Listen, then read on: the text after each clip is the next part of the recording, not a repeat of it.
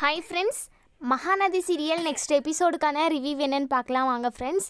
நம்ம சாரதாவோட மனசு மாதிரி நம்ம விஜயையும் காவேரியும் ஒன்று சேர்த்து வைக்கணும் அப்படின்னு நினைக்கிறவங்க இந்த வீடியோவுக்கு லைக் பண்ணி தருவீங்க. இங்கே தாத்தா வந்து விஜய் கிட்ட கேட்குறாங்க, என்னப்பா விஜய், காவேரியை சமாதானப்படுத்துறதுக்கான வழியெல்லாம் பார்த்துக்கிட்டு தானே இருக்க, இல்லை நீ பாட்டுக்கு இருக்கியா அப்படின்னு சொல்லி கேட்குறாங்க. தாத்தா, அதெல்லாம் நடந்துக்கிட்டு தான் தாத்தா இருக்குது. காவேரியை பார்த்து பேச போனால் அவள் என்கிட்ட பேசவே மாட்டேங்கிறா, என்னை அவாய்ட் பண்ணுறதுக்கு தான் நினைக்கிறா. அதே சமயம் அவங்க அம்மாவோட பேச்சை மீறி அவள் கண்டிப்பாக என் கூட வர்றதுக்கு சான்ஸே இல்லை. ஃபஸ்ட்டு சாரதாத்தியோட கோவத்தை வந்து குறைச்சி அவங்கள சமாதானப்படுத்தினா மட்டும்தான் காவேரி என் கூட வந்து சேர்ந்து வாழவே முடியும். எனக்கு என்னவோ அப்படி தான் தாத்தா தோணுது அப்படின்னு சொல்கிறாங்க. சரிப்பா, நம்ம எல்லாருமே சாரதா வீட்டுக்கு போயிட்டு சாரதா கிட்ட பேசுவோம். கொஞ்ச நாள் ஆயிடுச்சுல்ல, கொஞ்சமாச்சு அவங்களுக்கு கோவம் தீர்ந்துருக்கும். நம்ம போயிட்டு என்ன ஏதுன்னு பேசுவோம் அப்படின்னு சொல்கிறாங்க. இங்கே நம்ம விஜய் இருந்துட்டு, தாத்தா நீங்கள் எதுக்காக தாத்தா போகிறீங்க, தேவையில்லாமல் அவங்கக்கிட்ட நீங்கள் அவமானப்பட்டீங்கன்னா அது என்னால் தாங்க முடியாது தாத்தா, எல்லாமே நானே பார்த்துக்கிறேன் தாத்தா அப்படின்னு சொல்லிட்டு இங்கே நம்ம விஜய் சொல்கிறாங்க. அதுக்கு நம்ம தாத்தா இருந்துட்டு, இதில் என்னப்பா விஜய் இருக்குது, நான் போயிட்டு சாரதா கிட்டே பேசுகிறேன், கண்டிப்பாக நான் பேசினா சாரதா புரிஞ்சுப்பாங்க, அப்படியும் புரிஞ்சிக்கல அப்படின்னா வேறு ஏதாச்சும் வழி பார்ப்போம் அப்படின்னு சொல்லிட்டு இங்கே நம்ம தாத்தா வந்து சொன்னதுமே எங்கள் விஜய் இருந்துட்டு, சரிங்க தாத்தா ஏதோ ஒன்று பண்ணுங்க அப்படின்னு சொல்கிறாங்க. அதுக்கப்புறம் நம்ம விஜய், நம்ம தாத்தா, பாட்டி எல்லாருமே நம்ம சாரதாவோட புது வீட்டுக்கு போகிறாங்க. இங்கே தாத்தாவையும் விஜயையும் பார்த்த சாரதாவுக்கு பயங்கரமாக கோபம் வருது. ஒரு மாதிரி முறைச்சி பார்க்குறாங்க. இங்கே தாத்தா இருந்துட்டு, என்னம்மா சாரதா, வீட்டுக்கு வந்தவங்கள வான்னு ஒரு வார்த்தை கூப்பிட மாட்டியாம்மா அப்படின்னு சொல்லி கேட்குறாங்க. இல்லை வாங்க ஐயா, வாங்க உட்காருங்க அப்படின்னு சொல்லிட்டு இங்கே சாரதா சொல்கிறாங்க. என்னம்மா சாரதா, இப்படி இருந்தால் எப்படி, ரெண்டு சின்னஞ்சிறுசும் ஒன்று சேர்ந்து வாழ்ந்தால் தானே நல்லாயிருக்கும், அவங்க ரெண்டு பேரையும் பிரித்து வச்சு பார்க்குறது நல்லாவா இருக்குது, ஒவ்வொருத்தரும் ஒவ்வொரு மூலையில் ஒருத்தரை நினச்சி ஒருத்தர் ரொம்பவே கஷ்டப்பட்டுக்கிட்டு இருக்காங்க. அதே சமயம் நம்ம காவேரிக்குமே விஜய் மேலே ரொம்பவே அன்பும் பாசமும் அக்கறையுமே எல்லாமே இருக்குது. நம்ம அதை புரிஞ்சுக்கிட்டு நம்ம தானே அவங்க ரெண்டு பேரையும் ஒன்று சேர்த்து வைக்கணும். இங்கே சாரதா இருந்துட்டு, என்னையா பேசிக்கிட்டு இருக்கீங்க, உங்களுக்கே தெரியும் என்னெல்லாம் நடந்துச்சுன்னு சொல்லிட்டு, அப்போவும் எல்லாமே தெரிஞ்சிருந்தோம் நீங்கள் இப்படி வந்து பேசுகிறீங்களே, நாங்கள் எந்த அளவுக்கு மனசொடைஞ்சு போயிருப்போம், இந்த காவேரி இப்படி ஒரு காரியத்தை பண்ணுவான்னு நான் கனவுல கூட நினச்சி பார்க்கல.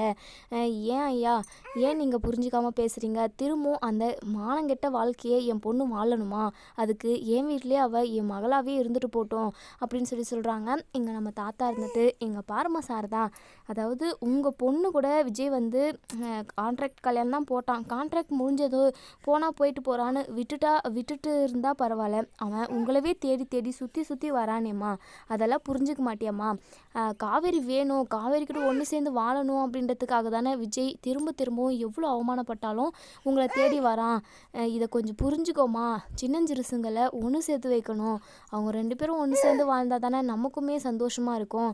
ஒரு பொண்ணோட வாழ்க்கை வந்து கெட்டு போயிடுச்சு அப்படின்னா, கெட்டு போகலை காவேரியோட வாழ்க்கை, ஆனால் நான் ஒரு பொதுவாக சொல்கிறேன், கெட்டு போயிடுச்சு அப்படின்னா அதை சரி பண்ணி அந்த பொண்ணோட வாழ்க்கையை சரி பண்ணி ஒன்று சேர்த்து வச்சு சந்தோஷமாக வாழ வைக்கிறது தானம்மா நல்ல குணம்.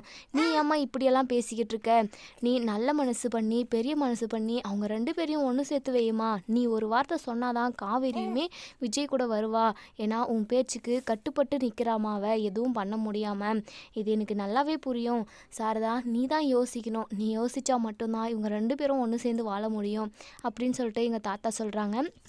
இங்கே நம்ம விஜய் இருந்துட்டு, அத்தை நான் பேசுகிறத ஒரே நிமிஷம் மட்டும் கேளுங்க, நான் பேசுகிறப்ப என் மேலே இருக்கிற கோவத்தினால நீ எதுவும் பேசாத, என்னை பேசவே விடாமல் பண்ணிட்டு போகிறீங்க, தயவு செஞ்சு நான் பேசுகிறத ஒரு கொஞ்சம் நேரம் மட்டும் காது கொடுத்து கேளுங்க அத்தை, நான் ஒரு முக்கியமான பேப்பரை எடுத்துகிட்டு வந்திருக்கேன் அப்படின்னு சொல்கிறாங்க.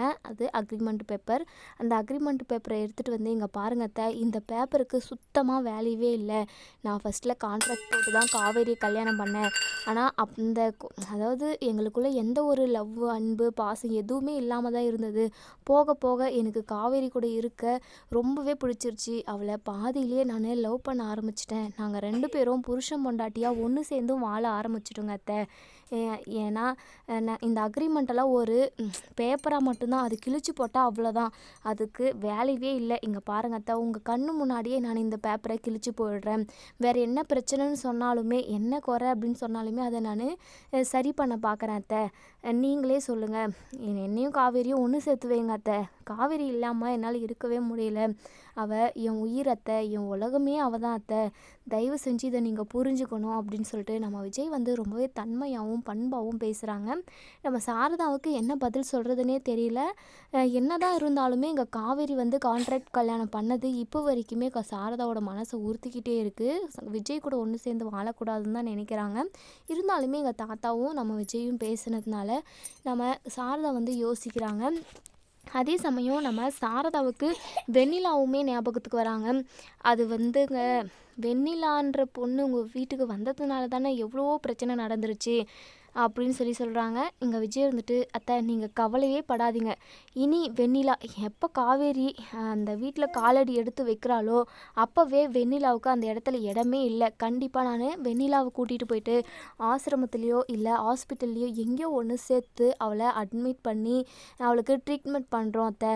நானும் காவேரியும் இதை ஒன்று சேர்ந்தே செய்கிறோம். அவளுக்கு தெரியாமல் நான் எதுவுமே பண்ண மாட்டேன் அத்தை. எனக்கு எப்போவுமே வெண்ணிலா மேலே தப்பான ஒரு எண்ணம் எப்போவுமே வந்ததில்லை. அவள் மேலே ஒரு நல்ல அபிப்பிராயம், ஏதோ ஒரு ஃப்ரெண்டுன்ற ஒரு இதில் தான் செய்கிறேன். இதுக்கு முன்னாடி நான் அவளை லவ் பண்ணியிருக்கலாம். ஆனால் இப்போது சுத்தமாக அவள் என் லவ்வராலாம் நான் பார்க்கல அத்தை. நான் தப்பான எண்ணத்தில் எப்படியும் பார்க்கல. காவேரி மட்டும்தான் எனக்கு அத்தை. காவேரி மேலே நான் உயிரே வச்சுக்கிட்டு இருக்கேன். வெண்ணிலாவை கண்டிப்பாக நான் வேறு எங்கேயாவது இருக்க வச்சு ஸ்டே பண்ண வச்சு நான் கண்டிப்பாக ட்ரீட்மெண்ட் பார்த்து அவளுக்கு குணமானதுமே அவளுக்கு பிடிச்ச மாதிரி ஒரு மாப்பிள்ளையை தேடி நம்ம எல்லாரும் ஒன்று சேர்ந்து அவளுக்கு கல்யாணம் பண்ணி வச்சுருவோம். வெண்ணிலாவும் உங்கள் மகன் மாதிரி தானே அத்தை. அவளும் ஒரு பொண்ணு தானே. ஏதோ அவளோட சுச்சுவேஷன் அப்படி ஆயிடுச்சு. நானுமே அவளை தேடி ரொம்பவே அலைஞ்சேன். ஆனால் நான் தேடினப்போ அவள் கிடைக்கல. ஆனால் காவேரி கழுத்தில் நான் தாலி கட்டிட்டு அவளை எப்போ நான் லவ் பண்ண ஆரம்பிச்சேனோ அப்பத்துலேருந்து நான் வெண்ணிலாவை நினச்சி கூட பார்த்ததில்ல அத்தை. வெண்ணிலாவை விட எனக்கு காவேரி தான் அத்தை முக்கியம் அப்படின்னு சொல்கிறாங்க. இங்கே காவேரிக்குமே எல்லா குழப்பமும் தீர்ந்துடுது. விஜய் மனசில் என்ன இருக்குது அப்படின்றதையும் நம்ம விஜய் வந்து வாயை திறந்து எல்லாமே சொல்லிடுறாங்க. அதுக்கப்புறம் நம்ம சாரதாவுமே புரிஞ்சுக்கிறாங்க. சரிங்க தம்பி, நீங்கள் சொன்னது எல்லாமே ஓகே தான். எனக்கு இனிமே என் பொண்ணோட கண்ணில் ஒரு கண்ணீர் கூட சொட்டு வரக்கூடாது. நீங்கள் தான் அவளை பத்திரமா பார்த்துக்கணும். அவளோட வாழ்க்கை இப்படி ஆகிப்போச்சு அப்படின்னு சொல்லிட்டு நான் ஒவ்வொரு நிமிஷமும் எவ்வளோ வருத்தப்பட்டுக்கிட்டு இருக்கேன்னு எனக்கு மட்டும்தான் தெரியும் அப்படின்னு சொல்லிட்டு இங்கே சாரதா சொல்கிறாங்க. அங்கே நம்ம விஜய் இருந்துட்டு சாரதாவோட கையை பிடிச்சி, அத்தை நீங்கள் எதுக்காகவும் கவலைப்படாதீங்க. ஏற்கனவே நான் உங்ககிட்ட சொல்லியிருப்பேன், நீங்கள் என்னுடைய அம்மா மாதிரி. தயவு செஞ்சு நீங்கள் எப்போவும் என்னை வந்து உங்கள் மகனாகவே பாருங்கள். நான் இப்போவும் அப்படி தான் அத்தை பார்க்குறேன். ஏதோ கான்ட்ராக்டுன்ற ஒரு பேர், அதாவது அது பண்ணதுனால தான் நான் இப்போ இவ்வளோ ஒரு கெட்ட பேரோடு நின்றுக்கிட்டு இருக்கேன். அது ஒரே ஒரு தப்பு தான் அத்தை நான் பண்ணேன். அது பண்ணதுனால என் கேரக்டரே ஃபுல்லாக டேமேஜ் ஆகிடுச்சு அத்தை. நீங்கள் அப்படி மட்டும் நினைக்காதீங்க. கான்ட்ராக்ட் போட்டது மட்டும்தான் என்னுடைய தப்பு. மற்றபடி காவேரி எனக்கு ரொம்ப பிடிக்கும். காவேரி கூட தான் இருக்கணும். என் லைஃப் 7 ஜென்மமுமே காவேரி கூட மட்டும்தான் ட்ராவல் ஆகணும் அப்படின்னு சொல்லிட்டு நான் எவ்வளவோ கனவு கண்டுக்கிறேன் அத்தை. இப்போவுமே அப்படி தான். நீங்கள் கவலையே படாதீங்க. உங்கள் பொண்ணை பத்திரமா ரொம்பவே நல்லா மகாராணி மாதிரி வாழ வைக்கிறது என்னுடைய பொறுப்பு அத்தை அப்படின்னு சொல்லிட்டு நம்ம விஜய் சொல்கிறாங்க. இங்கே விஜய் பேசுகிற ஒவ்வொரு பேச்சுமே நம்ம சாரதாவுக்கு ரொம்பவே மனசுக்கு ஆறுதலை கொடுக்குது. ஒரு வழியாக நம்ம விஜய் வந்து நம்ம சாரதாவோட மனசை மாற்றி காவேரியை வந்து கூப்பிட்டுக்கிட்டு அவங்க வீட்டுக்கு போகிறாங்க. இங்கே நம்ம கங்காவுக்குமே பயங்கர சந்தோஷம். காவேரி எப்பவும் விஜய் நினச்சி ரொம்பவே ஃபீல் பண்ணிக்கிட்டே இருப்பான். எப்படியோ காவேரி விஜய் கூட ஒன்று சேர்ந்துட்டா அப்படின்னு சொல்லிட்டு ரொம்பவே சந்தோஷப்படுறாங்க. இங்கே நம்ம காவேரி உடனே நம்ம விஜய் வந்து கட்டி பிடிச்சிக்கிறாங்க. நீங்கள் இல்லாமல் எனக்கு ஒவ்வொரு நிமிஷமும் எவ்வளோ வருத்தமாக இருந்தது. எப்படியோ நீங்கள் என் கூட சேர்ந்துட்டீங்க. இதுக்கப்புறம் நீங்களும் நானும் ஒன்று சேர்ந்து எவ்வளோ நாளும் சாதிக்கலாங்க. நீங்கள் என் கூட இருந்தால் அதுவே எனக்கு போதுங்க அப்படின்னு சொல்லிட்டு நம்ம காவேரி வந்து விஜய்கிட்ட சொல்கிறாங்க. விஜயுமே பயங்கர ஹாப்பியாக இருக்காங்க. அதுக்கப்புறம் 2 பேரும் பேசிக்கிட்டு இருக்காங்க. இங்கே நம்ம பாட்டி வந்து ஆர்த்தியெல்லாம் எடுத்து நம்ம காவேரியும் விஜயையும் வீட்டுக்குள்ளே கூட்டிகிட்டு வராங்க. எங்கள் தாத்தாவும் பாட்டியும் எப்படியோ எல்லா பிரச்சனையுமே முடிஞ்சிருச்சு. எல்லா பிரச்சனைக்கும் ஒரு முடிவும் தெரிஞ்சிருச்சு. இதுக்கப்புறம் நீங்கள் 2 பேரும் சண்டை சச்சரவு இல்லாமல் ஒன்று சேர்ந்து சந்தோஷமாக வாழணும். அதே சமயம் எங்களுக்கு நீங்கள் 2 பேரும் ஒரு பேர குழந்தைய பெற்று கொடுக்கணும், அதுதான் என்னுடைய ரொம்ப நாள் ஆசை அப்படின்னு சொல்லிட்டு பாட்டி சொல்கிறாங்க. தாத்தாவுமே அதுதான் சொல்கிறாங்க. ஆமாப்பா விஜய், எங்களுக்கு ஒன்ட்டியும் ஒரு குழந்தைய பெற்று கொடுத்துருங்க, அதை பார்த்துன்னு நாங்கள் சந்தோஷமாக இருந்துப்போம் அப்படின்னு சொல்லிட்டு எங்கள் தாத்தாவும் சொல்கிறாங்க. எங்கள் காவேரிக்கும் விஜய்க்கும் பயங்கரமாக வெக்கம் வருது.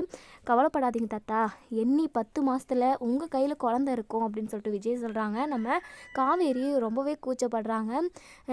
போங்க அப்படின்னு சொல்லிட்டு இங்கே நம்ம காவேரி சொல்கிறாங்க. விஜய் இருந்துட்டு சரி தாத்தா, எப்படியோ எல்லா பிரச்சனையுமே சரியாயிடுச்சு, இதுக்கப்புறம் என் வாழ்க்கை ரொம்ப நல்லா இருக்கும்னு நினைக்கிறேன் அப்படின்னு சொல்கிறாங்க. யாருக்கெல்லாம் விஜய் காவேரி ஒன்று சேர்ந்தது பிடிச்சிருக்கோ எல்லாருமே இந்த வீடியோக்கு லைக் பண்ணி தெரிவிங்க. தேங்க்யூ ஃப்ரெண்ட்ஸ், தேங்க்ஸ் ஃபார் வாட்சிங்.